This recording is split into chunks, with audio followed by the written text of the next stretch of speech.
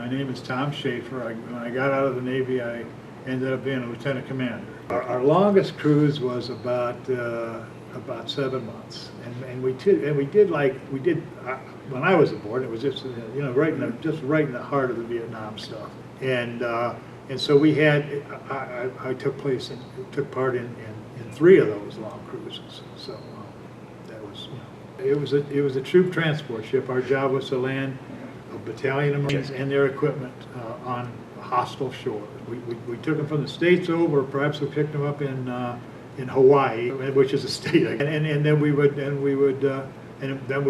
them. There was a time that the ship was when we weren't landing Marines, we spent about 6 months in Da Nang Harbor, and we were and because we had the berthing facilities for 1,400 men.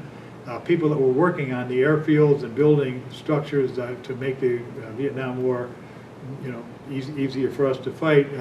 So those construction workers and those people would CBs and so forth. They would sleep aboard our ship and eat aboard our ship, and we were kind of like their hotel for a 6-month period. So we had those were our 2 major deals while we were in Vietnam. I was a deck division officer, and that was made pretty much like maintenance and that kind of stuff, in charge of the painting and making sure that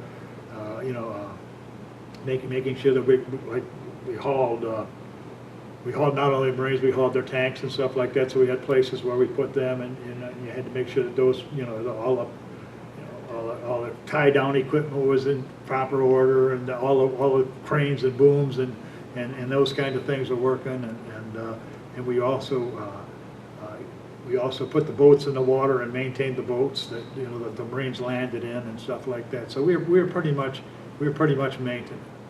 Of course it took us. It was kind of a slow ship. Like it's probably a maximum about 18 knots.